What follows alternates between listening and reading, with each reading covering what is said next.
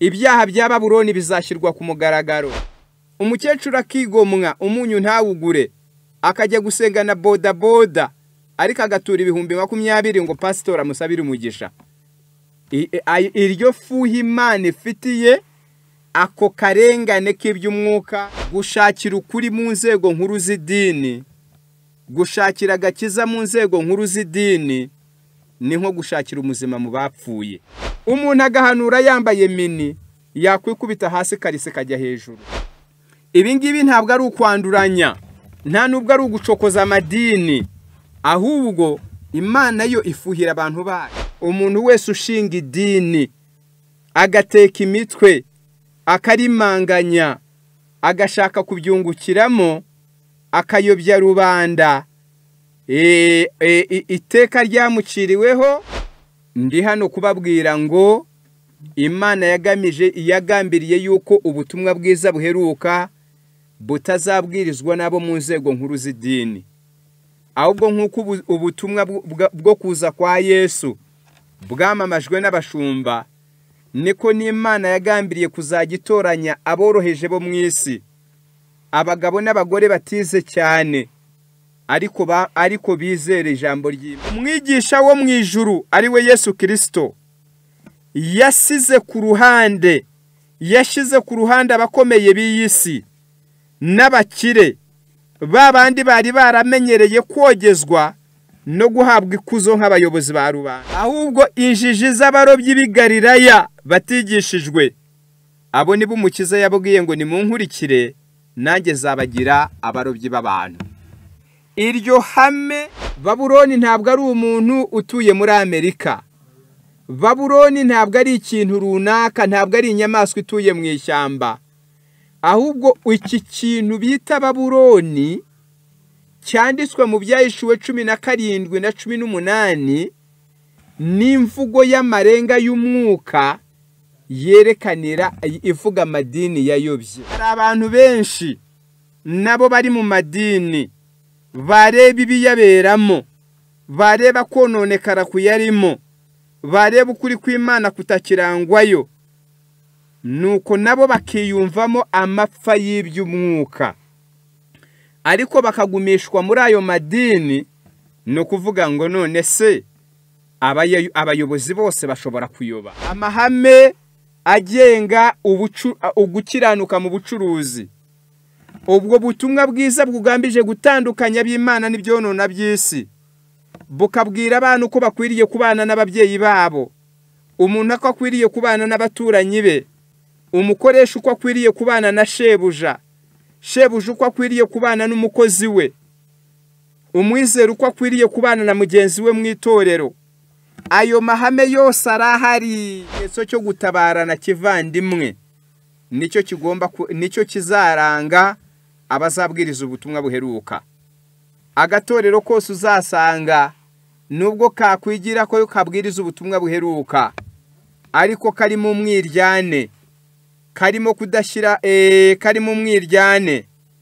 karimo kudashyira hamwe, kabuze ubuvandimwe, ntabwo Imana izabibabara muri timu y'abakozi bayo bahe. Ishami rya kabiri ry'ubu butumwa buheruka ni ugutungira abantu imikorere ya Satani iri mu madini, kugira ngo abantu bose bayobejwe no kwizera ibyo bita ibitangaza, aha bitwa basenzaza agapfurika ibintu muri purafo, akabifurika munsi y'intebe, akabipfurika munsi ya tapi, akakubeshya ngo nibyo baguteze, ngo none umwuka arabinyeretse, ngo reka mbivanemo mbitwike uzagira amahoro, uzacuruza wunguke.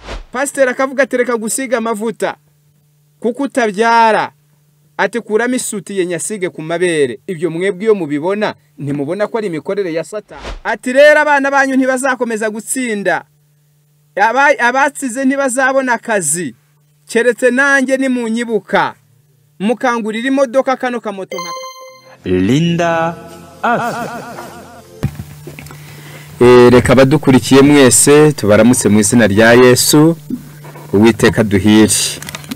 Nuko umuyobozi w'amateraniro amaze kubivuga, amazina nitwa Kabigera Robert, nigewe tugiye gutangira muri iki cyigisho kibimburiye amateraniro y'uyu munsi.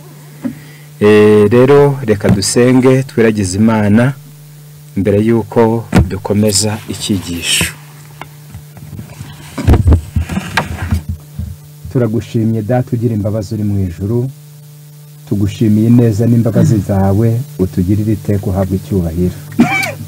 Tugushimiye umunsi waduhaye kugira ngo tugire amateraniro yera. Tugushimiye umwete n'ubushake washyize mu mitima y'abagaragu n'abaja bawe bageze kuri uyu murongo kugira ngo bumve amagambo yawe, izina ryawe rihimbazwe. Data wera, tugusabye kuduha umwuka wawe wera kugira ngo atuyobore twebwe abavuga, uwo mwuka yemeza imitima y'abaduteze amatwi, umuntu wese yakire mu mutima ibyo wamugeneye muri uyu munsi, kugira ngo uyu munsi w'amateraniro usige abari buyakurikirane bose biyujuje nawe, begeranye nawe. Tubigusaba mu izina rya Yesu, amen.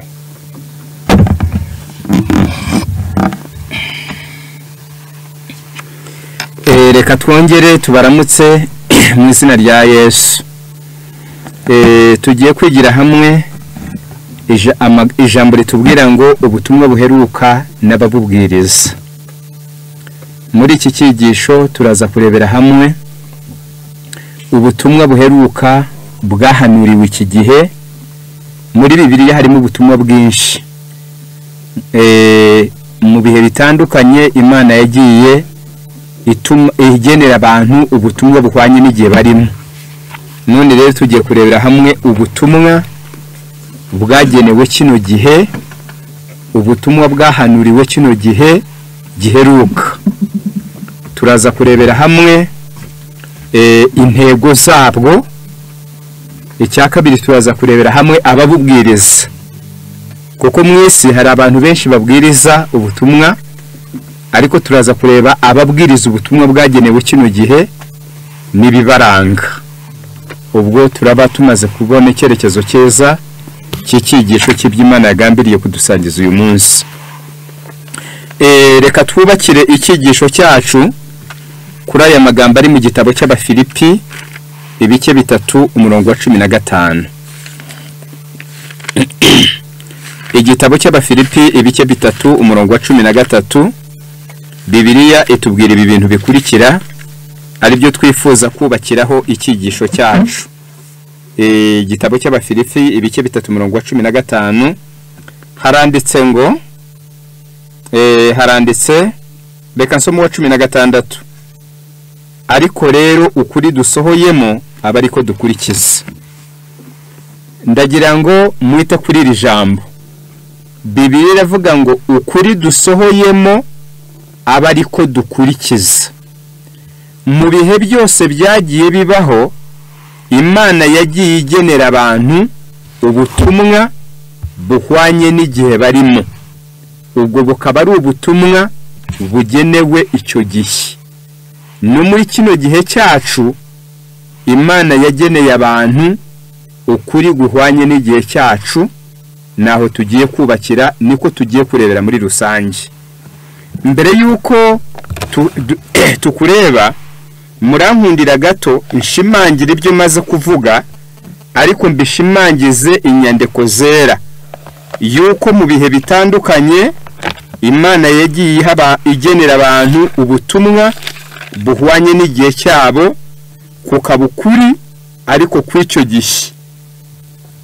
Ndabanza nsome igitabo cyitwa Imigani ya Yesu cyangwa Imigani ya Kristo.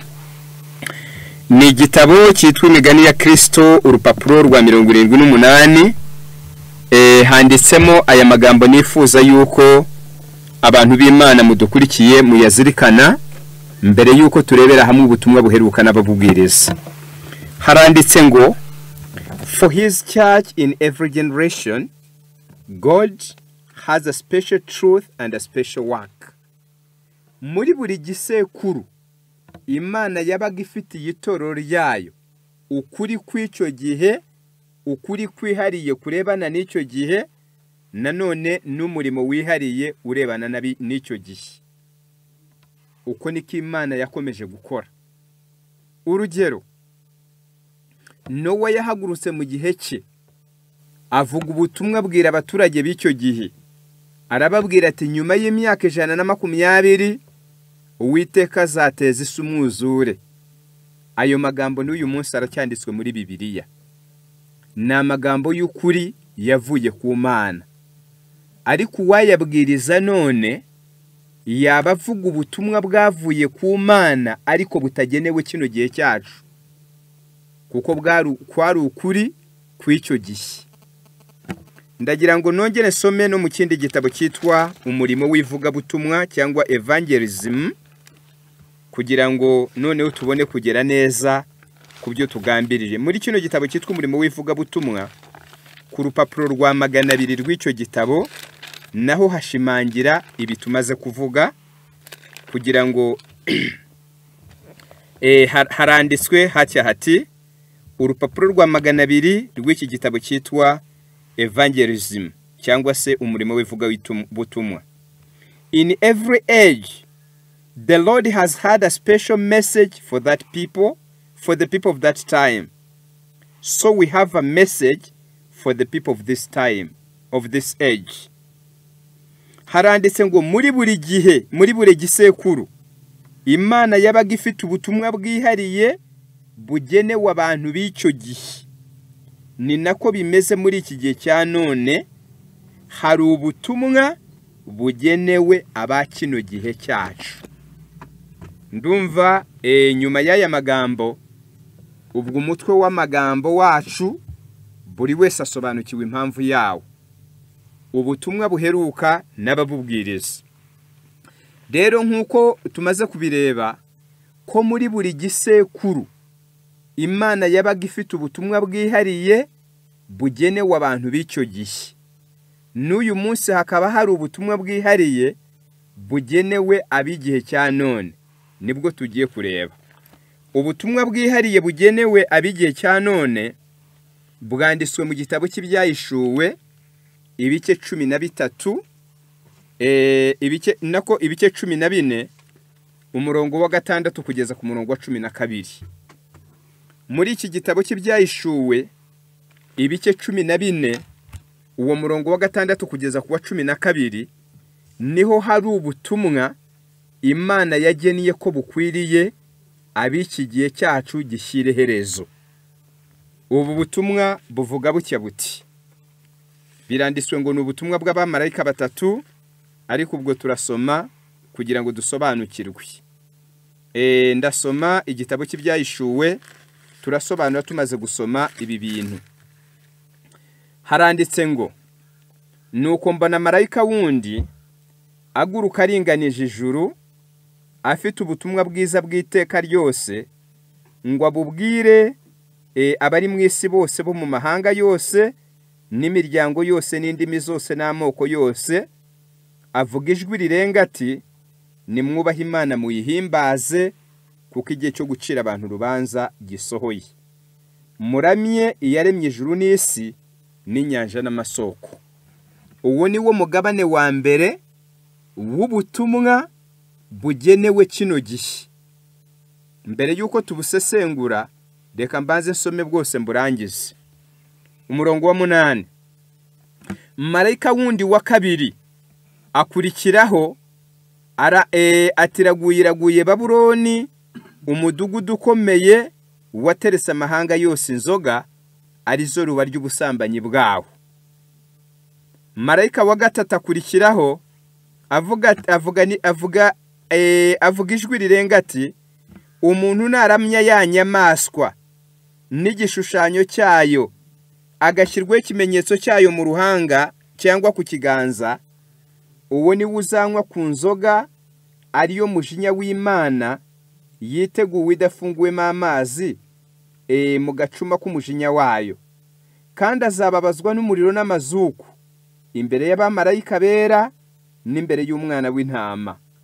Umwotsi wo kubabazwa kwabo ucumba ku manywa umwotsi wo kubabazwa kwabo ucumba iteka ryose, ntibaruhuka ku manywa na nijoro. Abaramya ya nyamaswa n'igishushanyo cyayo, umuntu wese ushyirwaho ikimenyetso cy'izina ryayo. Umurongo wa 12. Aho niho kwihangana kw'abera kuri, bitondeye amategeko y'Imana bakagira kwizera kwa Yesu. mu nkundire rero ubu butumwa bw'inyabutatu aba bamarayika batatu bafite ubutumwa butandukanye ab'umuhanuzi Yohana yeretswe mu iyerekwa dusobanukirwe icyo bishatse kuvuga. Yohana nk'umuhanuzi uheruka mu ntumwa za Yesu yabonye iyerekwa ku kirwa cy'Ipatimo. Mwibuke yuko atari filime Imana yamwerekaga, ntabwo byari ibintu bidafite icyo bisobanuye, ahubwo ijambo ryose Imana ivuze riba rizasohora mu gihe cyaryo. None muri iryo yerekwa rigenewe abatuye ku isi, Yohana abona abamarayika batatu bose baringanije ijuru bagenda barangurura bavuga ubutumwa bumeze nk'ubu tumaze gusoma. Icyo kwibaza cya mbere, ibi bishatse kuvuga iki? Icyo bishatse kuvuga ni iki bavandimwe? Abo bamarayika Yohana yabonye mu iyerekwa ni ibigereranyo by'intumwa Imana yagombaga kuzatuma kuri iyi si zikamamaza ubutumwa kuri iyi si bugeneye ab'iki gisekuru cyacu. Niyo mpamvu yabonye marayika wa mbere muri abo arangurura ijwi avuga ati nimwubahe Imana muyihimbaze kuko igihe cyo gucira abantu urubanza gisohoye. Ntabwo ubwo butumwa bwagombaga kwamamazwa mbere y'uko igihe cyagenwe n'Imana cyo gucira abantu imanza gisohora. Niyo mpamvu tubabwira ngo ubu nibwo butumwa buheruka. Imana yo mu gihe cyayo yari yaragennye igihe, igena umunsi n'isaha aho imanza z'abari mu isi zizatangira gucirwa. Ibyo byanditswe mu gitabo cy'ibyakozwe n'intumwa ibice 17 ku murongo wa 31. Igitabo cy'ibyakozwe n'intumwa ibice 17 umurongo wa 31. Reka tuhasome tubanze turebe iby'ubu butumwa, kuko kugira ngo tumenye neza yuko ari bwo bugenewe iki gihe tugomba kubushingira ku gihe cyahanuwe bwagombaga kubonekeramo. Ni ubutumwa buvuga ngo mwubahe Imana muyihimbaze kuko igihe cyo gucira abantu imanza gisohoye. Ubwo rero ntabwo bwagombaga kubwirizwa mbere y'uko igihe cyagenwe n'Imana kigera cyo gucira bari mu isi imanza. Iki gihe cyari cyaravuzweho n'umuhanuzi n'intumwa Pawulo yewe n'intumwa Petero. Umuntu ashobora kwibaza ati ese mbere hose Imana ntabwo yacaga imanza? Oya, ntabwo yazicaga, bitewe n'uko igihe cyagenwe cyayo cyakitaragera nk'uko tubisoma. Ibyakozwe 17 umurongo wa 31 haranditswe ngo kuko yashyizeho umunsi wo guciriraho urubanza rw'ukuri rw'abari mu isi bose, izarukisha umuntu yatoranije, kandi ibyo yabihamirije abantu bose ubwo yamuzuraga.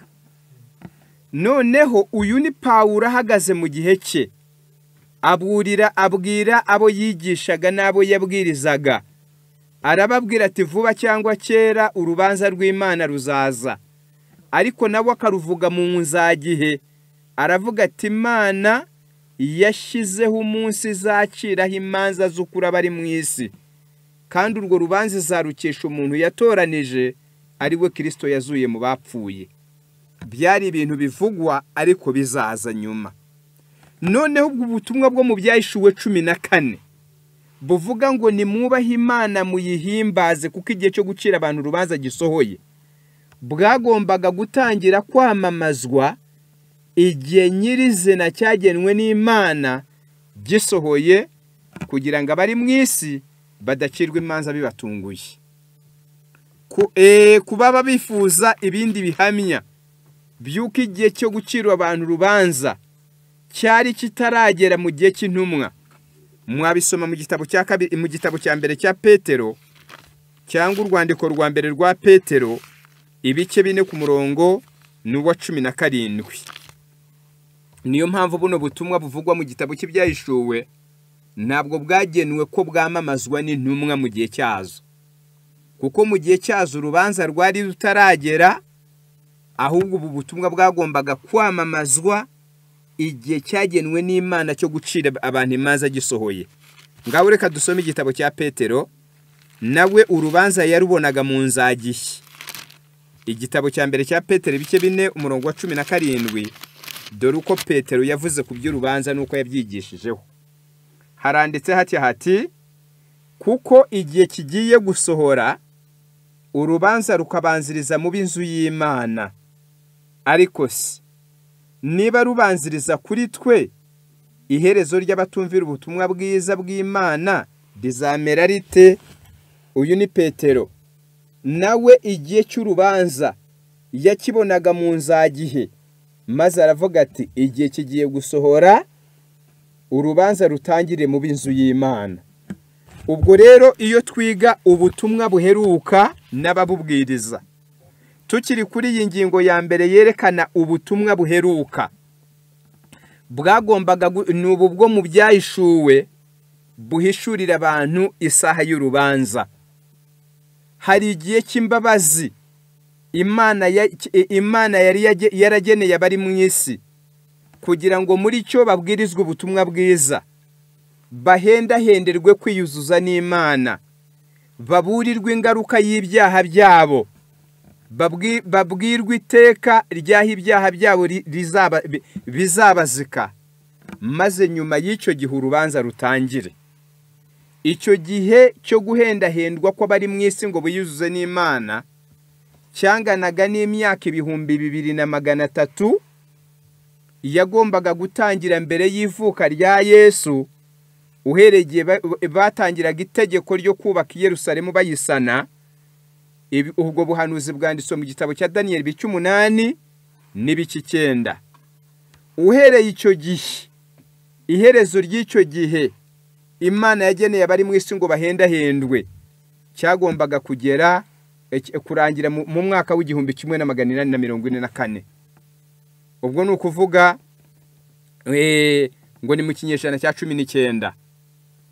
Uhereye icyo gihe imanza zaratangiye mu ijuru hakurikijwe uko ubuhanuzi bwabivuze mu gitabo cya Daniel 8 n'ibice 9. N'uyu munsi Yesu aracyahakirwa abanyabyaha, n'uyu munsi aracyadutakambirira imbere y'Imana, ariko ibyo akabifatanya n'igihe cyo gucira imanza bari mu isi.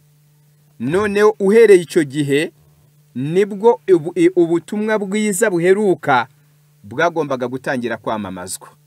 Ubu Yohana yabonye mwiyerekwa buvuga ngo nimwubahe Imana muyihimbaze kuko igihe cyo gucira abantu urubanza gisohoye. Kugira ngo tutahatinda cyane, mu nkundire nyarukire ku mugambi w'ubu butumwa. Ubu butumwa bumenyesha abantu ko isaha y'urubanza igeze, bukabahwiturira kubaha Imana no kuyihimbaza. Imana yabutanze bufite uwuhe mugambi? Ndasoma igitabo cyitwa Intambara Ikomeye, icyigisho cya 21, mwumve intego n'umugambi n'umugambi w'iri shami rya mbere ry'ubutumwa buheruka, ari bwo buvuga ngo mwubahe Imana muyihimbaze kuko igihe cyo gucira abantu urubanza gisohoye. Iryo ni ishami rimwe mu mashami menshi agize ubutumwa buheruka, ariko umugambi w'iryo shami riteguza abantu urubanza niki? Ngaho mutega amatwi bavandimwe. Haranditse ngo the first angel's message of Revelation 14 announcing the hour of God's judgment and calling upon men to fear and worship him was designed to separate the professed people of God from the corrupting influences of the world. Ubutumwa bwa marayika wa mbere uvugwa mu gitabo cy'ibyahishuwe 14. Uyu marayika wamamaza isaha y'urubanza rw'Imana kandi agahamagarira abantu kubaha Imana no kuyihimbaza. Ubu butumwa bwagenewe gutandukanya bitwa abantu b'Imana n'ibyonona by'isi. Ngiyi intego ya mbere. Muri ubu butumwa bwiza buheruka bwerekana isaha y'urubanza rw'Imana, guhamagarira abantu kubaha Imana no kuyiramya. Intego yabwo nyamukuru ni ukugira ngo abitwa b'Imana, ni ukugira ngo abatuye ko bizeye Imana batandukanywe n'ibyonona by'isi. Niyo mpamvu muri ubu butumwa harimo amahame y'uko abantu bambara, kugira ngo abantu mu myambarire batandukane n'ibyonona by'isi. Muri ubu butumwa harimo amahame agenga uko abantu barya, kugira ngo mu birire batandukane n'ibyonona by'isi. Muri ubu butumwa bwiza buheruka bugenewe kino gisekuru cyononekaye harimo amahame agenga uko abantu babana, kugira ngo muturanyi amenye amategeko n'amabwiriza yashyizweho n'Imana, ajye nuko akwiriye kubanira umuturanyi we. Muri ubu butumwa bwiza buheruka bugamije gutandukanya abantu b'Imana n'ibyonona by'isi harimo amabwiriza avuye ku Mana yo mu byanditswe byera agena uko abantu bagomba gucuruza, kugira ngo gucuruza bikomeze, ariko umuntu abumbatira ubukiranutse mu bucuruzi, umuntu acuruze arenga b'umukiranutsi. Harimo amahame agenga abagabo uko bakwiriye kubana n'abagore babo, abana uko bakwiriye kubana n'abavandimwe babo. Icyo nicyo bise ngo ni ugutandukanya abantu b'Imana n'ibyonona by'isi. Ngubwo ubutumwa buheruka Imana yageneye kino gihe. Ishami rya kabiri ry'ubu butumwa buheruka, kuko turimo kwiga ubutumwa buheruka n'umugambi, nyuma yaho tukareba umugambi wabwo, nyuma yaho tukareba ababubwiriza, tugasoza twerekana ibizaranga abo bazabubwiriza. Rero ingingo yose ntabwo turi buyitindeho. Ishami rya kabiri twasomye marayika wa kabiri uvugwa ku murongo wa 8 wa cya gice cya 14 cy'ibyahishuwe, ari naho ubutumwa buheruka bwashingiwe. Ubutumwa buheruka bwose bwahanuwe muri icyo gice. Uyu marayika wa kabiri we yabonetse atangariza abari mu isi, abahitangazo batari bazi, ababwira ati nimube mu maso, Babuloni iraguye, Babuloni ikomeye yaterese amahanga yose inzoga. Umuntu yakwibaza ati Babuloni ni iki? Reka tubwire ubu butumwa buvuga kugwa kwa Babuloni, reka tubusobanure mbere yuko tubusoma. Muri Bibiliya icyitwa Babuloni cyanditswe mu gitabo cy'ibyahishuwe ibice 17, kikandikwa mu gitabo cy'ibyahishuwe ibice 18. Iyo Babuloni ivugwa muri icyo gitabo cy'ibyahishuwe ari igomba kwamamazwa n'abazabwiriza ubutumwa buheruka nk'uko twabisomye, bagateguza bari mu isi bakamenya ngo Babuloni ni iki, bakamenya nuko Babuloni yaguye, bakamenya n'icyaha cya Babuloni ko ari ugutereka bari mu isi inzoga. Iyo Babuloni ivugwa, ubu butumwa buvuga kugwa kwa Babuloni bugamije kubwira bari mu isi imikorere ya Satani ariko inyuriye mu madini y'ibinyoma.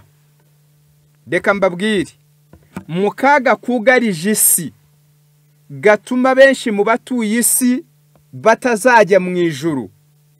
Satani ntabwo yabagabye igitero anyuze mu byaha gusa, ahubwo Satani yagabye igitero ku batuye ku isi anyuze no mu kinyoma. Hari abantu benshi beza batakwemera gukora ibyaha, banga ibyaha mu mitima yabo, ariko Satani akaba yaragambije kubatandukanya n'Imana, akabarimbura akoresheje kubayobereza mu myizerere y'ibinyoma. Iyo myizerere y'ibinyoma niyo yitwa Babuloni mu mvugo y'umwuka. None kuko Imana ikunda abantu, ikaba ibafitiye ifuhe, ikaba itifuza yuko hagira n'umwe uyoba, yagennye yuko abazabwiriza ubutumwa buza buheruka bazatungira bari mu isi agatoki ku mikorere ya Satani inyuriye mu madini, ari nabyo umuhanuzi yise kugwa kwa Babuloni. reka noneho dusome ibihamya ibyo tuvuze. Turasoma igitabo cy'ibyahishuwe, igitabo cy'ibyahishuwe ibice 18. Ndasoma umurongo wa 21.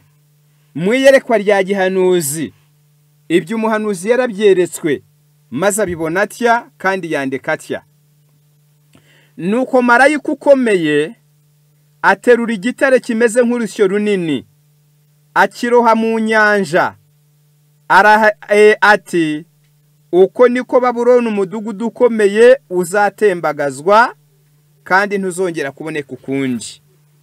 Mutega amatwi tubasobanurire ubwiru bw'iriyerekwa. Mu iyerekwa rya gihanuzi Yohana yuweretswe iby'igitabo cy'ibyahishuwe, yabonye marayika ukomeye ateruye ikibuye kinini kimeze nk'urusyo. Icyo kibuye kiroha mu nyanja. Amaze kukiroha mu nyanja, aravuga ati uko niko na Babuloni umudugudu ukomeye uzatembagazwa. Ibyo byari bishatse kuvuga iki? Iyo kuba Babuloni zari muri Bibiliya, reka mbabwire ikiri yerekwa ryari rigamije. Hakurikijwe amateka y'Imana, mbega uko ubutabera bw'Imana n'ibihano byabwo buvuga, umunyabyaha ukwiriye kurimbuka nk'urusyo ruguye mu nyanja ntabwo ari umunyabyaha wasambanye, ntabwo ari umunyabyaha wasinze, ahubwo ni umunyabyaha wahamwe n'icyaha cyo kuyobya abandi. Byanditswe muri Matayo igice cya 18 umurongo wa 6. Ndasoma kugira ngo tumenye icyo ubu butumwa buheruka bugamije. Ingingo yabwo ya 2 ni uguhamagarira abantu ngo bamenye kugwa kwa Babuloni. Matayo igice cya 18 umurongo ni wa 6 handitsemo aya magambo adufasha kumva icyo marayika yari ashatse kubwira Yohana muri rya yerekwa ry'igisyo ry'urusyo rwatawe mu nyanja. Haranditse ngo ariko ushuka umwe muri aba bato banyizera akamugusha, ikiruta nuko yahambirwa urusyo mu ijosi rye akazikwa imuhengeri y'inyanja. Rero Yesu mu yigisha rye yagaragaje uko amateka y'Imana akwiriye gucibwa. Aravuga ati umuntu wakoze icyaha cyo kuyobya undi washakaga kujya mu ijuru, akamurimanganya akamuyobya, aravuga ngo iteka rikwiriye uwo wamuyobeje nuko yahambirwa urusyo ku ijosi akaruhwa imuhengeri y'inyanja. Noneho kuba Babuloni nayo izarimbuka muri ubwo buryo, byerekana ko Babuloni atari umurwa runaka nka Kampala, ntabwo ari umurwa runaka nka Kigali, ntabwo ari umurwa runaka nka Washington, ahubwo Babuloni ni idini. Babuloni ni idini. Kuba yerekana ibyirimbuka rya Babuloni, yabonye marayika ateruye ikibuye kinini kimeze nk'urusyo akiroha mu nyanja, maze aravuga ati uko niko Babuloni umudugudu ukomeye nawo uzarimbuka. None kuba Babuloni izarimbuka nk'urusyo rutawe mu nyanja, kandi umunyabyaha ukwiriye kurimbuka atyo atari uwasinze cyangwa uwasambanye, ahubwo ari uwayobeje abandi, ibyo byerekana yuko Babuloni yavugwaga hano ari idini. Rero ubutumwa bwo mu byahishuwe 14 umurongo wa 8 buburira abari mu isi byo kugwa kwa Babuloni, bugamije gutungira agatoki abari mu isi imikorere ya Satani ariko yitwikiriye idini. Dore ko byari byarahanuwe n'intumwa Pawulo mu gitabo cy'ibyahishuwe cy'Abakorinto ba mbere ibice 11 ku murongo wa 14 aravuga ati Satani muri iyi minsi ishyira iherezo azambara umwenda wa marayika w'umucyo, agaragare nka marayika w'umucyo. Imikorere ya Satani, ubuyobe buzabuza abantu kujya mu ijuru, ariko bunyuriye mu madini, abari mu isi bagomba kubwerekwa kugira ngo umuntu wese ushaka kuyoboka Imana ye gupfa kuyoboka hamwanguhiye, ye gupfa kuyoboka hamworoheye, ye gupfa kuyoboka ahanejeje kamere ye, ahubwo abantu bose bayoboka Imana ariko bafite impamo yuko ibyo bayobose ariko kuri kuzabakiza. Ngubwo ubutumwa buheruka nicyo bugamije. Noneho kuko dufite umwanya mugufi, munkundire ngere uko byahanuwe abazabwiriza buno butumwa buheruka. Abazabwiriza buno butumwa bwiza buheruka nabo barahanuwe. Yewe turaza gusoma n'inkomyi zahanuwe ubutumwa buheruka buzahura navyo. Noneho nyuma tusome nibe zaranga abakozi abazabubwiriza baheruka. Noneho tukiri kubazabubwiriza nabo barahanuwe. Ndabanza nsome mu gitabo cy'umwuka buhanuzi mbere yuko tugaruka muri Bibiliya. Mu gitabo cy'umwuka buhanuzi cyitwa Imigani ya Yesu, Imigani ya Kristo, page ya 79, urupapuro nako isubi ni ya mbere. Haranditse ngo, as in earlier ages, the special truth for this time are found not with the ecclesiastical authorities, but with men and women who are not too learned or too wise to believe the word of God. Nkuko byari biri mu gihe cya kera, ubutumwa bw'ukuri kwihariye kugenewe iki gihe ntabwo buboneka mu nzego nkuru z'idini, ahubwo bwamamazwa n'abagabo n'abagore batize cyane ariko bizera ijambo ry'Imana. Nguko uko byaba.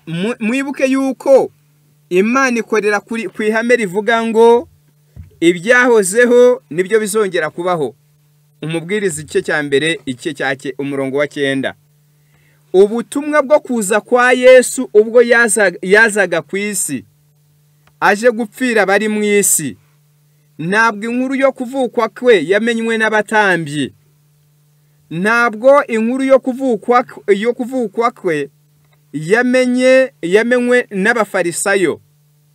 Abayobozi b'idini bakomeze guhuma amaso, ntibamenya yuko Yesu yavutse, ahubwo abashumba bari baragiye inka ku bikumba, kuko bari baboneye mu mutima. Abo nibo marayika yarenze kuri ba batambyi, arenga ku banditsi, arenga ku barewi, maze yigira kuri abo bashumba. Nibo bamenye inkuru yo kuvuka kwa Yesu, bajya kuyamamaza mu murwa yuko umwami yavutse mu murwa wa Dawidi.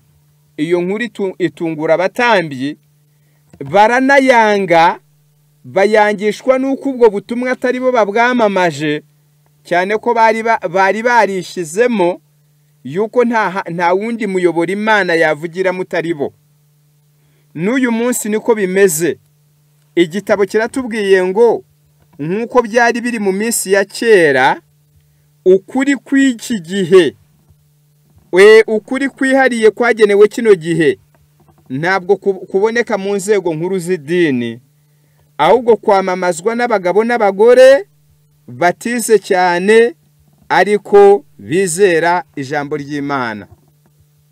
Ibyo Pawulo nawe yari yarabibwiye abo mu gihe cye, yerekana uko Imana izakora. Mu gitabo cy'Abakorinto ba mbere, ibice ni igice cya mbere, umurongo wa 26 ukageza ku murongo wa 31. Munkundire mpasome. Turimo kwiga ubutumwa buheruka nabo bubwiriza. Ubutumwa buheruka ni ubutumwa bwamamaza ibyo isaha y'urubanza rw'Imana, bufite intego yo gutandukanya abantu b'Imana n'ibyonona by'isi. Ingingo ya kabiri y'ubutumwa buheruka ni ukwamamaza kugwa kwa Babuloni, ariko kwerekana imikorere ya Satani ariko inyuriye mu madini nk'uko twamaze kubisobanura. Ubwo butumwa ntabwo buzamamazwa nabo mu nzego nkuru z'idini, nuko Imana yabigeni.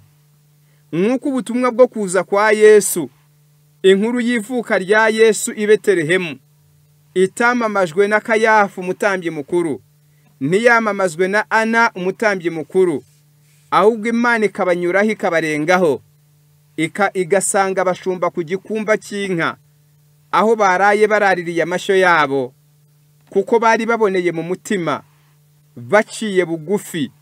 Imana yubahiriza rya hame ryanditswe mu gitabo cya Zaburi ya 25 ku murongo wa 9, ahanditse ngo abicisha bugufi azabigisha inzira ye. Abicisha bugufi azabigisha azabayobora mu gukiranuka. Nuko Imana ivugana nabo bashumba. Uko byabaye icyo gihe, Imana yageniye yuko ari byo bigomba kuba no muri kino gihe gishyira iherezo. Ari nabyo Pawulo yabwiye abo mu gihe cye, kugira ngo iri hame rigenga imikorere y'Imana abantu barimenye ritazabatungura Imana nitangira gukora muri ubwo buryo. Arababwira ati, nuko muzirikane guhamagarwa kwanyu bene data, yuko ab'ubwenge bw'abantu, ni ukuvuga ngo abantu b'intiti bahamagawe atari benshi, n'imfura zahamagawe atari nyinshi, ahubwo Imana yatoranije abaswa bo mu isi ngo ikoze isoni abanyabwenge, kandi yatoranije n'ibinyantege nke byo mu isi ngo ikoze isoni bikomeye, kandi n'ibyoroheje byo mu isi n'ibihinyurwa n'ibitariho Imana yarabitoranije ngo ihindure ubusa ibiriho, kugira ngo hatagira umuntu wirata imbere y'Imana, kugira ngo bibe nk'uko byanditswe ngo uwirata yirata Uwiteka. Mu mikorere y'Imana iryo hame yagiye irikoresha, igatoranya ibikoresho byoroheje kugira ngo ikabikoreramo kugira ngo igere ku musaruro ukomeye. Abazabwiriza ubutumwa bwiza buheruka nuko bahanuwe. Hari abantu benshi nabo bari mu madini, bareba ibiyaberamo, bareba kononekara kuyarimo, bareba ukuri kw'Imana kutakirangwayo, nuko nabo bakiyumvamo amapfa y'iby'umwuka, ariko bakagumishwa muri ayo madini. No kuvuga ngo none se abayobozi bose bashobora kuyoba? Ndi hano kubabwira ngo Imana yagambiriye yuko ubutumwa bwiza buheruka butazabwirizwa nabo mu nzego nkuru z'idini, ahubwo nk'uko ubutumwa bwo kuza kwa Yesu bwamamajwe n'abashumba, niko n'Imana yagambiriye kuzagitoranya aboroheje bo mu isi, abagabo n'abagore batize cyane, ariko bizera ijambo ry'Imana. Ndasoma ibitabo nka 2 hano. Ndasoma igitabo cy'intambara ikomeye, nsomemo amapaje nk'abiri mu gushimangira ishusho y'abagomba kwamamaza ubu butumwa bwiza buheruka, uko Imana yabipanze. Nushaka ubutumwa bwiza bw'ukuri buheruka abagomba kubushakiraho, kugira ngo hato mutaba nk'aba bagore bagiye ku gituro cya Yesu, marayika akababwira ngo kubera iki mushakira umuzima mu bapfuye. Gushakira ukuri mu nzego nkuru z'idini, gushakira agakiza mu nzego nkuru z'idini, ni nko gushakira umuzima mu bapfuye. Dore uko Imana yagennye bizakorwa. Abafite igitabo cy'umwuka w'ubuhanuzi cyitwa Intambara Ikomeye, turasoma mu cyigisho cya 9. Turasoma aho icyo cyigisho gitangirira. Haranditse hati, in the choice of instrumentalities for the reforming of the church, the same divine plan is seen as in that for the planting of the church. Mu gutoranya ab'Imana izakoresha mu kuzana ubugorozi mu itorero, Imana yagendeye ku ihame yakoresheje ubwo yashingaga itorero. Iyi mvugo niyo Mwuka nyabuneka muyumve. In the choice of the instrumentalities for the reforming of the church, the same divine plan is seen as in that for the planning of the church. Mu gutoranya ibikoresho cyangwa abantu Imana izakoresha kugira ngo bazane ubugorozi mu itorero, Imana yagendeye kuri rya hame yakoresheje ishinga itorero. Ni irihe rero?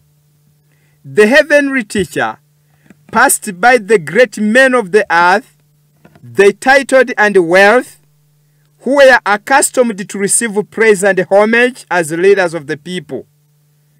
Umwigisha wo mu ijuru ari we Yesu Kristo yashize ku ruhande abakomeye b'iyisi n'abakire, babandi bari baramenyereye kwogezwa no guhabwa ikuzo nk'abayobozi ba rubanda. They were so proud and self-confident in their boasted superiority that they could not be molded to sympathize with their fellow men and to become collaborators with the humble man of Nazareth. Abo bayobozi b'idini bari abantu bibona, biyemera, biyiziho kuba bafite isumbwe ku buryo batagombaga gukorana na wa Munyanazareti uciye bugufi. Munyumve neza ihame Imana yagendeyeho ishinga itorero bwa mbere, ari naryo yaje gukurikiza mu gutoranya abazazana ubugorozi mu itorero. Ndakomeza nsome. To the unerland toiling fishermen of Galilee was the call addressed for me, and I will make you fishers of men. Ahubwo injiji z'abarobyi b'i Galilaya batigishijwe, abo nibo Umukiza yabwiye ngo nimunkurikire nanjye zabagira abarobyi b'abantu. Iryo hame Yesu yakoresheje ashinga itorero bwa mbere, ngo niryo yagennye azagenderaho mu gutoranya abazazana ubugorozi mu itorero, ari nabo bagomba kwamamaza ubutumwa bwiza buheruka. Dukomeza gusoma, harakomeza hagira hati, these disciples were humble and teachable. Abo bigishwa bari baciye bugufi kandi bafite umutima uhugurika, bemera kwigishwa. The less they had been influenced by the false teachings of their time, the more successfully could Christ instruct and train them for his service. Uko batari barasembuwe cyane n'inyigisho z'ubuyobe bwo mu gihe cyayo, nibyo byagombaga gufasha Yesu, nibyo byagombaga kubafasha kugera ku nsinzi byagombaga gufasha Yesu kugira ngo abigishe kandi abayobore bimworoheye. Noneho nsoza aka kagingo haranditse ngo, it is God's plan to employ humble instruments to accomplish greater results. Ni umugambi w'Imana kuzagikoresha ibikoresho byoroheje ariko ikagera ku musaruro utubutse. Ubu butumwa bwiza buheruka bavandimwe bwo mu Byahishuwe igice cya 14 umurongo wa 6 n'uwa 7 buteguriza abari mu isi kwitegura isaha y'urubanza, bukaba bufite intego yo gutandukanya ab'Imana n'ibyonona by'isi. Bukababwira uko Imana yategetse ko abantu abayo bambara, bukababwira uko Imana yategetse uko abayo barya, bukababwira amabwiriza Imana yashyiriyeho abakiranutsi bifuza kuba abacuruzi kandi bagakiranuka, amahame agenga ugukiranuka mu bucuruzi. Ubwo butumwa bwiza bugambije gutandukanya ab'Imana n'ibyonona by'isi. Bukabwira abantu ko bakwiriye kubana n'ababyeyi babo, umuntu ko akwiriye kubana n'abaturanyi be, umugore uko akwiriye kubana n'umugore we, umukoresha uko akwiriye kubana na shebuja, shebuja uko akwiriye kubana n'umukozi we, umwizera uko akwiriye kubana na mugenzi we mu itorero. Ayo mahame yose arahari, agomba kwamamazwa n'aba bagabo n'abagore baciye bugufi batize cyane ariko bizera ijambo ry'Imana. Ngiyi intego ya mbere y'ubutumwa bwa marayika buheruka, ari bw'umuhanuzi Yesu, ubutumwa bwa marayika wa mbere, kugira ngo ab'Imana batandukanywe n'ibyonona by'isi, maze Yesu azaze gushyikira itorero rye, asange nk'uko byanditswe mu gitabo cy'Abefeso, batariho ikizinga cyangwa umunkanyari imbere y'Imana Data wa twese. Ishami rya kabiri ry'ubu butumwa buheruka ni ugutungira abantu imikorere ya Satani iri mu madini, kugira ngo abantu bose bayobejwe no kwizera ibyo bita ibitangaza, aho abitwa basenzaza agapfurika ibintu muri purafo, akabifurika munsi y'intebe, akabipfurika munsi ya tapi, akakubeshya ngo nibyo baguteze, ngo none umwuka arabinyeretse, ngo reka mbivanemo mbitwike uzagira amahoro, uzacuruza wunguke, kandi ari we wabishyizemo, ari ivu n'amaseni n'amakara yashyizemo, akakubeshya akakurimanganya. Iyo mikorere ya Satani iri mu madini, rubanda bagomba kuyerekwa. Ntabwo Imana ntabwo ari ishyari ryo kwanga amadini ko agubwa neza n'abayatekeramo umutwe ko bunguka, ariko Imana ifite ifuhe abo bariga rubanda babiyoboka. Niyo mpamvu ubutumwa buvugwa kugwa kwa Babuloni ko mu byahishuwe ibice 14 umurongo wa 8, burya ni amarenga y'iby'umwuka agambiriye kwereka rubanda ko Satani akorera no mu madini. Ariyo mpamvu nk'uko twabisobanuye kare, ubwo Yohana yerekwaga iyerekwa ryo kugwa kwa Babuloni, yabigeranije, yabonye marayika ateruye ikibuye kinini kimeze nk'urusya kiroha mu nyanja, kandi hakurikijwe Matayo 18 umurongo wa 6, umunyabyaha ukwiriye icyo gihano si uwasinze, si uwibye, si uwasambanye, ahubwo ni uwayobeje abandi. Ndetse ibi bibera umuburo umuntu wese ushinga idini, agateka imitwe, akarimanganya, agashaka kubyungukiramo, akayobya rubanda. Iteka ryamuciriweho ni ryo kuzarimbuka nk'urusyo rutawe mu mazi mu nyanja, hakurikijwe iyerekwa ryo mu byahishuwe 18 umurongo wa 21. Noneho reka kugira ngo tuve kuri iyi ntambwe ivuga abazabwiriza ubutumwa buheruka, reka nongere nsome igitabo cyitwa Intambara Ikomeye. Igitabo cyitwa Intambara Ikomeye, icyigisho cya 38, ndasoma ku rupapuro rwa 606. Mumve aya magambo. Ibi ngibi ntabwo ari ukwanduranya, nta nubwo ari ugucokoza amadini, ahubwo Imana yo ifuhira abantu bayo. Imana ifuhira abantu bayo, ntabwo ishaka yuko hagira n'umwe uyoba, kandi Imana ntiyava mu ijuru ngo irwane n'ababayobya kuko barimbuka, ahubwo Imana igitoranya intumwa zayo zikaza zikabwira ba bandi bayobya ngo sigaho, wiyoboka aho utayoba. Rero nuko byahanuwe ubutumwa abazabubwiriza bazagenza batyo. Reka nsome. Haranditse ngo, in every generation God has sent his servants to rebuke sin, both in the world and in the church. Muri buri gisekuru Imana yajyaga yohereza abagaragu bayo kugira ngo bamagane ibyaha byabaga bikorwa, haba muri rubanda cyangwa mu itorero ubwaryo. Ibyo mwabisoma Yohana Umubatiza yahagurutse aricyo kimuzanye, abwira abatambyi babyambariye, abwira abatambyi basigiwe ayo mavuta ubutambyi, arababwira ngo, mwabana b'incira mwe, ninde wababuriye ngo muhungu umujinya uzatera? Arababwira ati cyokora nubwo mwayobye mukayobya rubanda, Imana iracyabafitiye imbabazi, nimwihane kandi mwere imbuto zikwiriye abihaniye. Benshi mu batambyi bumviye uko kwizera, baca bugufi, ntibahagarara ku ishema, inyungu bari barakuyemo ntizabayobya, baremera bayoboka ubutumwa bwa Yohana Umubatiza, arababatiza, Imana ibagirira imbabazi, ibyaha byabo ntiyabikibyibuka, nabo bandikanwa mu gitabo cy'abana b'Imana. Noneho ubwo uko niko Imana yagendaga yohereza abagaragu bayo muri buri gisekuru kugira ngo bamagane ibyaha byabaga bikorwa haba muri rubanda haba mu itorero. Urugero ndasoma, oya reka ntaratanga ingero mbanze soma ya magambo. But the people desired smooth things spoken to them, and the pure unvarnished truth is not acceptable.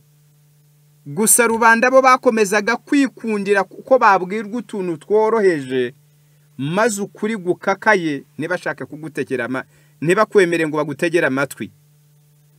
Nuko hepfo hakomeza havuga ngo, thus the message of the third angel will be proclaimed. Uko niko n'ubutumwa bwa marayika wa gatatu buzamamazwa. Mwumve, as the time comes for it to be given in the greatest power. Ubwo igihe kizaba kigeze ngo ubutumwa bw'aba marayika batatu twasomye mu gitabo cy'Ibyahishuwe 14 bwamamazwe mu mbaraga ikomeye.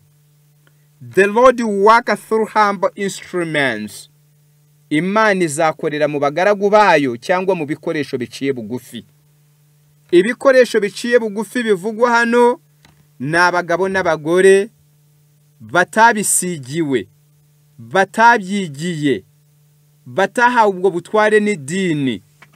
Nuko God work through humble instruments, leading the minds of those who consecrate themselves to his service. Maze yiyoborera imitima n'intekerezo z'abantu bose bazaba biyeguriye umurimo wayo, biyeguriye kuyikorera. The laborers will be qualified rather by the inaction of the Holy Spirit than by the training of ritual institutions. Aba bakozi Imana izakoresha mu kwamamaza ubutumwa bwiza buheruka, aribwo bwitwa ubutumwa bw'abamarayika batatu bwo mu Byahishuwe 14 twasomye, ngo ntabwo they will be qualified by the inaction of the Holy Spirit. Mbega qualification yabo izaba ari ugusigwa n'umwuka wera, suko bazaba barabyigiye mu mashuri. Ubwo rero washaka ubutumwa bwiza buheruka akabushakira kuri pasiteri wabwigiye ufite impamyabumenyi ya teoloji, yaba arimo gushakira umuzima mu bapfuye, yaba arimo gushakira ukuri yo kutari, kuko byahanuwe ikaramu ishuriwe n'umwuka irabyandika yuko ubu butumwa buheruka Imana yageneye kino gisekuru cyacu nkuko twatangiye tubyiga ntabwo buzamamazwa n'abagabo n'abagore bazaba bariyeguriye gukorera Imana kubwo guhatwa n'umwuka wera. Noneho bazaba qualified for that work. Mbega bazaba bakwiriye gukora uwo murimo batawitewe nuko babyigiye, ahubwo babitewe nuko umwuka yabasize. Bazakora ibiki rero? Mwumve, haranditse ngo men of faith and prayer will be constrained to go forth with whole zeal, declaring the word which God gives them. Abagabo n'abagore buzuye kwizera kandi buzuye gusenga, bahaswe n'imbaraga yera, bazajya kwamamaza amagambo Imana yabatekerereye. The sins of Babylon will be laid open. Ibyaha bya Babuloni bizashyirwa ku mugaragaro. Ikibitwa gushyira ku mugaragaro ibyaha bya Babuloni, Babuloni ntabwo ari umuntu utuye Kigali. Babuloni ntabwo ari umuntu utuye muri Amerika. Babuloni ntabwo ari ikintu runaka, ntabwo ari inyamaswa ituye mu ishyamba. Ahubwo iki kintu bita Babuloni cyanditswe mu Byahishuwe 17 na 18 n'imvugo y'amarenga y'umwuka yerekanira ivuga amadini yayobye. Ubwo rero iri jambo rivuga ngo ibyaha bya Babuloni aba bazabwiriza ubutumwa buheruka bazabishyira ku mugaragaro, bishatse kuvuga ngo bazavuga ku mugaragaro ibyaha n'imikorere ya Satani iri mu madini. Kandi ko kiriyo, namwe muzasoma igitabo cy'umuhanuzi Yeremiya kiravuga ngo bahora babwira bansuzugura bati Uwiteka yavuze ngo muzagira amahoro, n'umuntu wese ugendana umutima unangiye baramubwira bati nta kibi kizakuzaho. Nibyo umuntu agahanura yambaye mini yakwikubita hasi karise kajya hejuru. Ibyo si ubwa mbere mubibona, si ubwa mbere mubyumva. Nuko pasiteri akavuga ati reka gusiga amavuta kuko utabyara, ati kuramo isutiye nyasige ku mabere. Ibyo mwebwe iyo mubibona ntimubona ko ari imikorere ya Satani? Ibyaha bya Babuloni bigomba gushyirwa ku mugaragaro ni ibisa n'ibyo. Pasiteri akababwira ati rero Imana yanyeretse yuko yabavumye, impamvu muhinga ntimusarure, impamvu imyaka yanyu irumba, abanyeshuri banyu ku ishuri bagatsindwa, n'abarangije bakaba barabuze akazi, nuko jewe ngenda na moto, bagenzi banjye b'abapasitoro bose bagenda n'imodoka nini. Ati rero abana banyu ntibazakomeza gutsinda, abatsize ntibazabona akazi, keretse nanjye nimunyibuka mukangurira imodoka kano kamoto nkakareka. Nuko rubanda ruri mu mwijima bakabyemera, abakecuru bakajya gufata ibyate, abagore bakagurisha imitungo y'abagabo babo bakayajyana kwa pasitoro ngo akunda gura imodoka abana babo bazabona umugisha. Ntabwo ari uko bigenda. Ibyaha bya Babuloni byavuzwe bigomba gushyirwa ku mugaragaro ni nk'ibyo.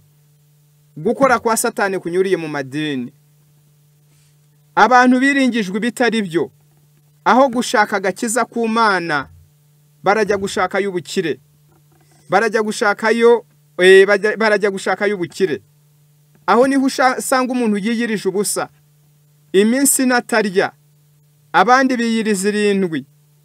Icyo asengera atari uburakari bwamunaniye ngo bumuve mu mutima, ari umukazana wangana na nyirabukwe, atarimo gusaba Imana ngo Mana umpa umutima ukunda mabukwe, ahubwo asaba ngo Mana ngo nanjye uzanyibuke, ngo bana banjye babone buruse, ngo bana banjye babone akazi, ngo nanjye zubaka ikizu kinini, ngo nanjye zagende mu modoka. Yesu yavuze ibisa n'ibyo mu gitabo cya Luka ibice 12, aravuga ngo mwitonde kandi mwirinde kuko ubugingo bw'umuntu butava mu bwinshi bw'ibyo atunze. Mwitonde kandi mwirinde kuko ubugingo bw'umuntu butava mu bwinshi bw'ibyo atunze. Iyo ni imikorere ya Satani igamije gutuma abantu badakundira Imana kubw'umusaraba w'umwana wayo, bataha agaciro igitambo cy'ubugingo bw'umwana w'Imana yadutangiye ku musaraba, ahubwo bakabona uwakize ari we Imana yumva. N'uwakije ariganije akibona yuko ubwo ari mu mbabazi z'Imana, akibona ko ari under God's favor kuko yakize. Aho yakije ariganije, aho yakize acuruje magendo, aho yakize yambuye abakozi. No, ntabwo ari uko bigenda. Ibyo nibyo byaha bya Babuloni bigomba gushyirwa ku mugaragaro. Amayerekwa y'ibinyoma, reka mbisome mu gitabo cy'umuhanuzi Yeremiya. Mu gitabo cy'umuhanuzi, ibi dukora ntabwo ari ukwanduranya no gucokoza no kugira urugomo. Imana ifitiye impuhwe abayobwa, Imana ifitiye ifuhe amafaranga yabo bakecuru aribwa. Umukecuru akigomwa umunyu ntawugure, akajya gusengana boda boda, ariko agatura 20,000 ngo pastor amusabire umugisha. Iryo fuhe Imana ifitiye ako karengane k'iby'umwuka rubanda bagirirwa, niko katumye ibigena ko mu gihe nk'iki cy'iherezo hagomba kwamamazwa ubutumwa bwiza, ubutumwa buvuga ibyo kugwa kwa Babuloni, maze uko kugwa kwa Babuloni kukavuga imikorere ya Satani iri mu madini. None reka tuyivugeho. Yeremiya igice cya 23, mwumva ya magambo mbere yuko tugera ku ngingo iheruka. Yeremiya 23 ndasoma ku murongo wa 16. Reka mbariho ntangirira. Uku ni ku Uwiteka Nyiringabo avuga ati ntimukumvire amagambo y'abahanuzi babahanurira babigisha ibitagira umumaro, bavuga ibyo beretswe bihimbwe n'imitima yabo bitavuye mu kanwa k'Uwiteka. Babahanurira babigisha ibitagira umumaro. Umuntu uguhanurira ngo runaka arakuroga, ubwo araguhanurira ibifite akamaro. Umuntu uguhanurira ngo imikoshi y'iwanyu ngo niyigukurikirana, ubwo araguhanurira ibifite akamaro.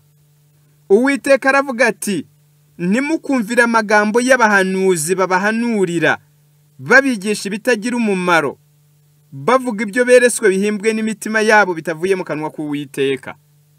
Bahora babwira bansuzugura bati Uwiteka yavuze ngo muzagira amahoro, n'umuntu wese ugendana umutima unangera baramubwira bati nta kibi kizakuzaho. Uwambara ubusa ntabwo bamwigisha kwambara neza, ahubwo baramubwira ngo Imana irakwemera, ngo Imana ireba mu mutima. Ninde wari mu nama z'Uwiteka kugira ngo yumve kandi amenye ijambo rye? Ninde witaye ku ijambo rye akaryumva?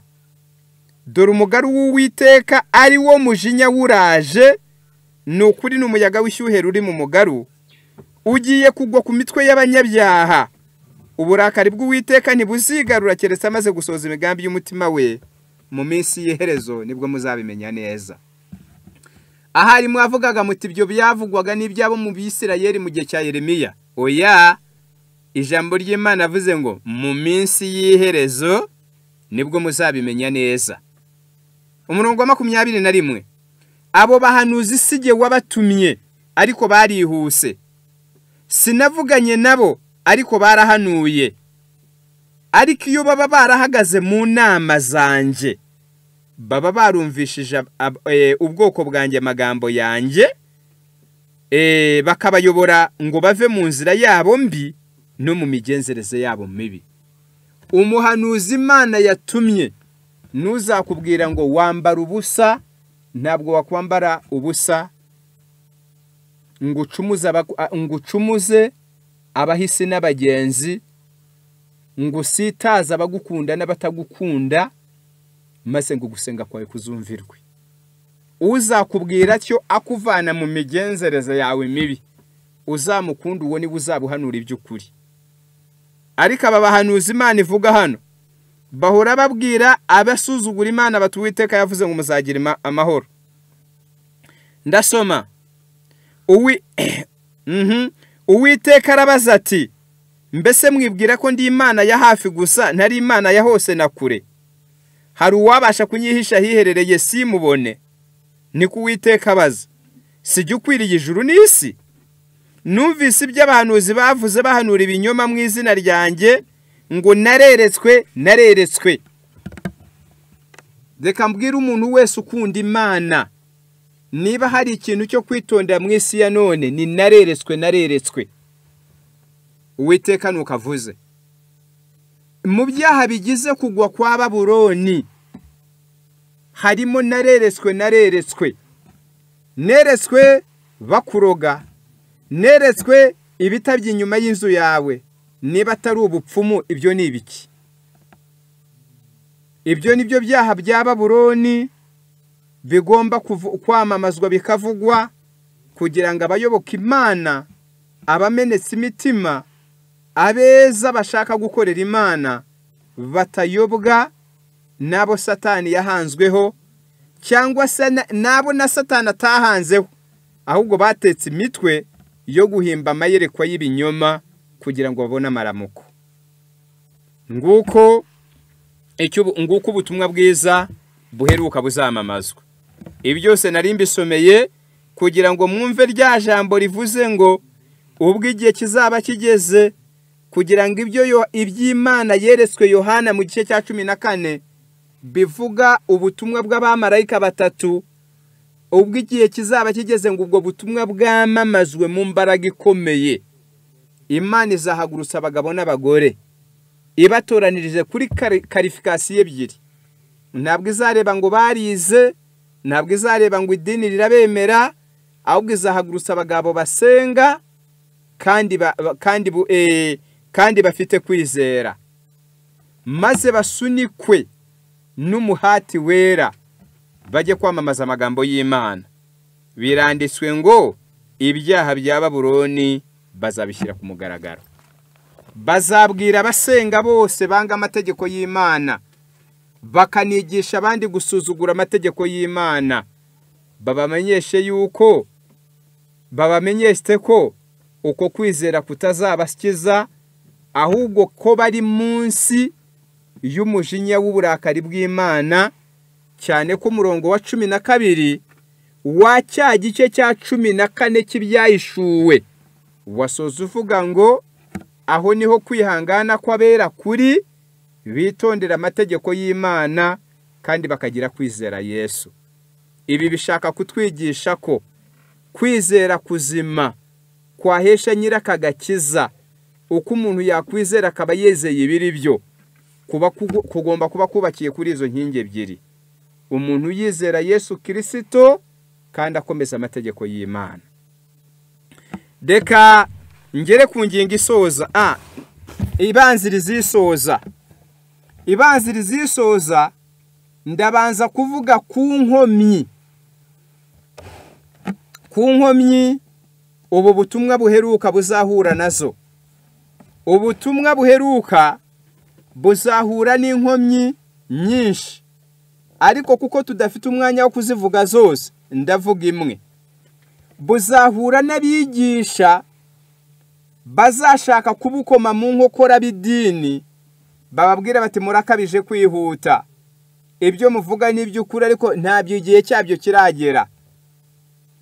Reka nsoma aya magambo ari mu gitabo cyitwa Ibihamya umuzingo w'itorero.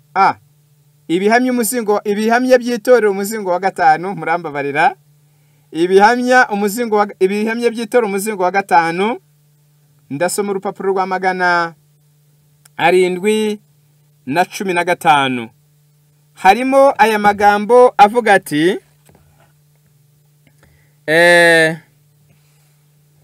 if the leading men in our conferences do not now accept the message sent them by God, niba bayoboye amatorero muri iki gihe batemera ubutumwa Imana iboherereza, and fall into line for action, maze ngo batangire kubugenderamo, the churches will suffer great loss. Amatorero azahura n'igihombo kitavugwa.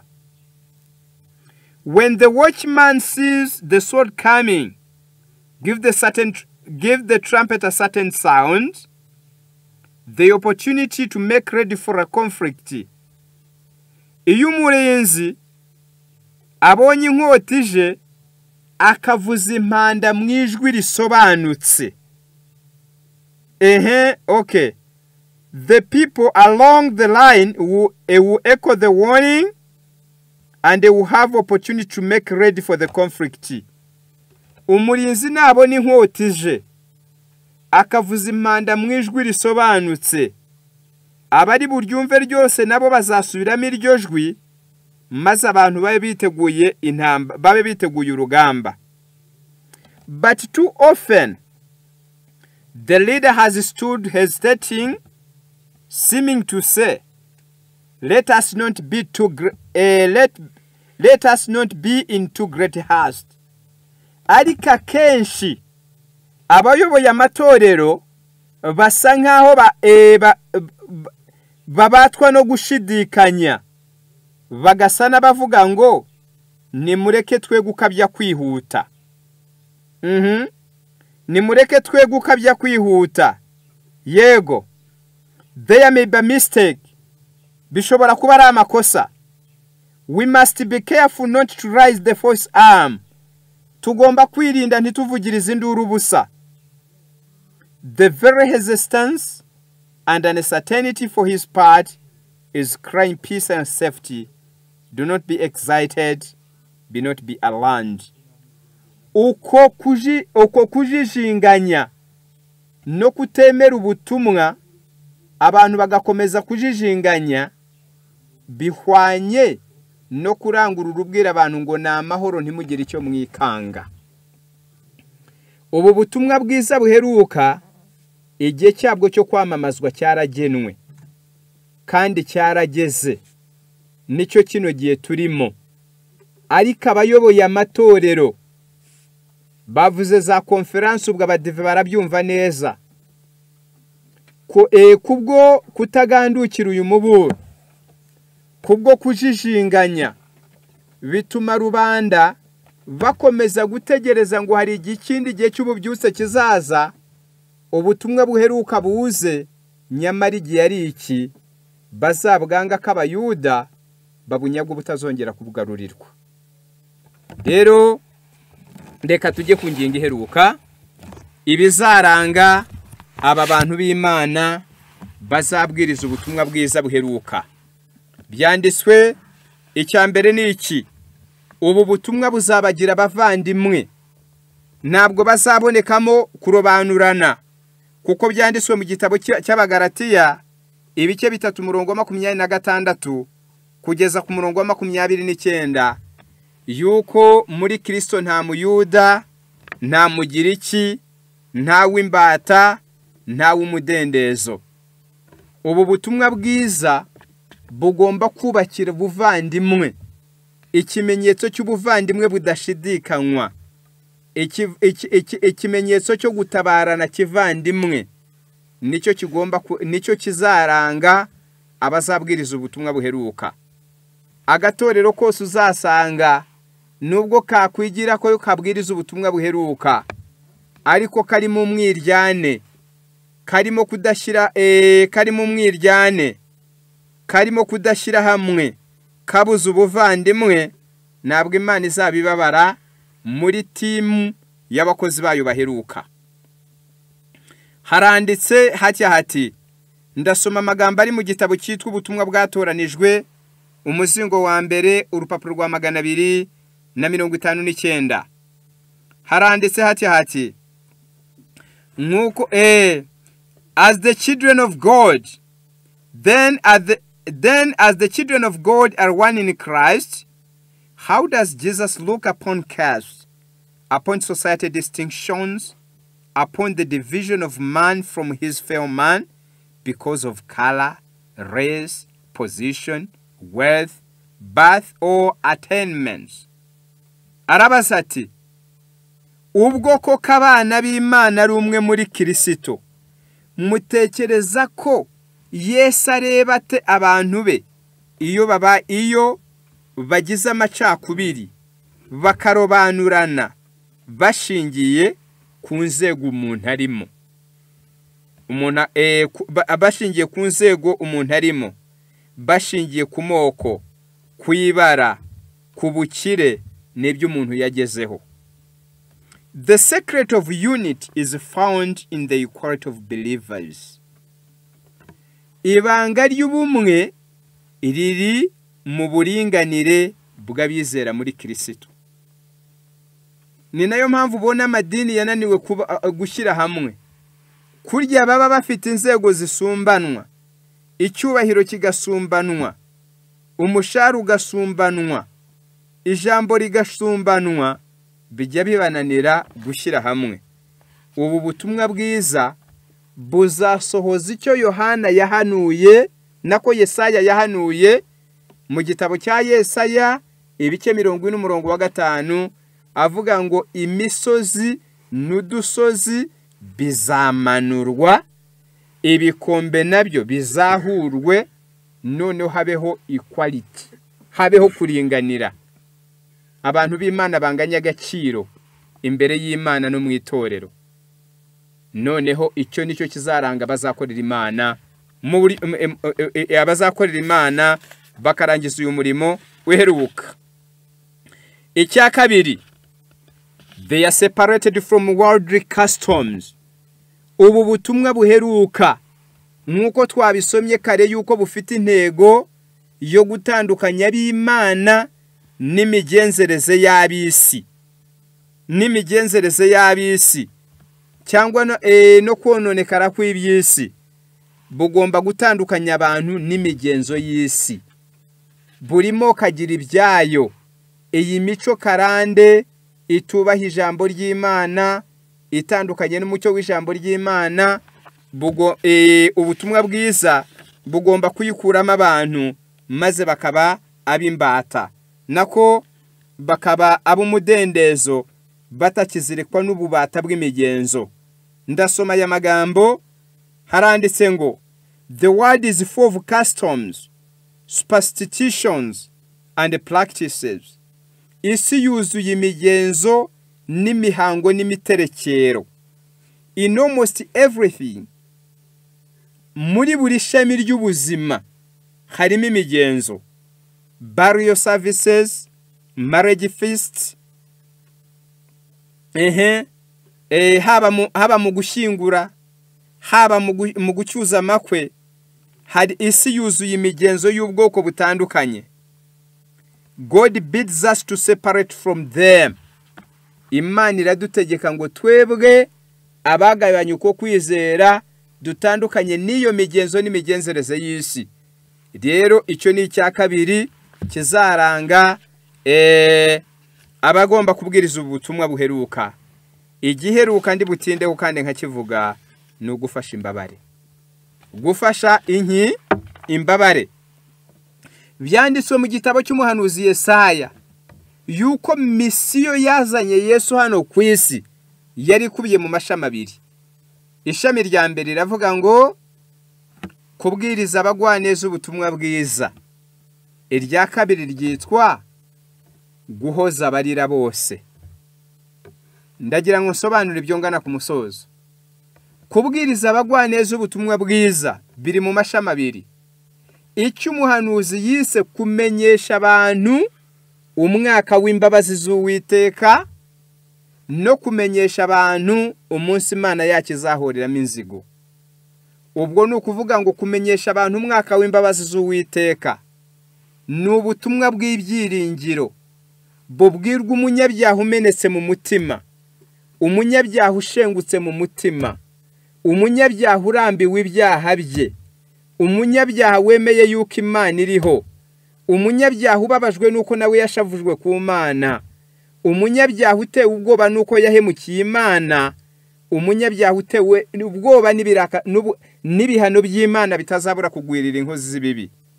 Ubwo yari afite wagomba guhabwa ubutumwa bw'ihumure bumubwira ngo humura, nubwo wahemukiye Imana iracyagukunda.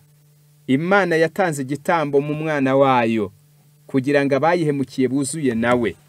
Ibyo nibyo bita kumenyesha abantu umwaka w'imbabazi z'Uwiteka. Ku rundi ruhande, kuri iryo shami ryo kubwiriza ubutumwa bwiza, hari iryitwa kumenyesha abantu umwaka umunsi Imana yacu izahoreraho inzigo. Ubwo nabwo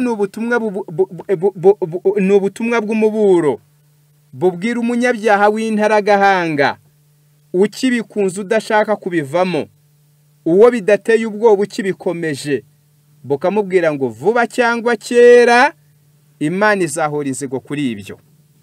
Vuba cyangwa kera Imana izahora inzigo kuri ibyo. Uwo ni wo mugabane wa mbere wari ugize misiyo ya Yesu hano ku isi. Icyo ni cy'umuhanuzi mu mvugo y'umwuka yise ngo ni ukumenyesha abantu, ni ukubwiriza abagwaneza ubutumwa bwiza. Ishami rya kabiri ryari rigize misiyo ya Yesu hano ku isi ni uguhoza abarira bose. Iri jambo guhoza abarira bose ntabwo ari mu by'umwuka, ntabwo ari imvugo y'umwuka, nta buhanuzi bubirimo. Ahubwo guhoza abarira bose kuvugwa ni ukugaburira abashonje, ni ukwambika abambaye ubusa, ni ugucumbikira abatagira aho bikinga. Icyo ni cyo umuhanuzi yise guhoza abarira bose. Ibyo nibyo bigomba kuranga itorero riheruka n'abakozi babwiriza ubutumwa buheruka, kugira ngo icyubahiro kibi cy'Imana, kugira ngo icyubahiro cy'Imana kigaragare mu isi. Ngaho Imana y'amahoro idufashe muri uyu mwanya. Twigaga ubutumwa buheruka n'ababubwiriza. Twarebye ko byahanuwe yuko ubutumwa buheruka Imana yageneye iyi generasiyo yacu ari ubwanditswe mu byakozwe nako mu byahishuwe 14 umurongo wa 6 kugeza umurongo wa 12. Ubutumwa bugamije kwiteguza abantu urubanza kugira ngo ab'Imana batandukanywe n'ibyonona by'isi.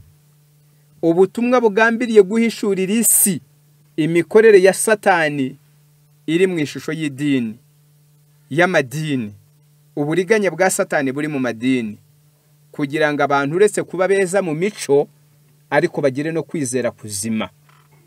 Abazabubwiriza twabonye yuko bataboneka mu nzego nkuru z'idini, ahubwo nk'uko byagenwe n'Imana.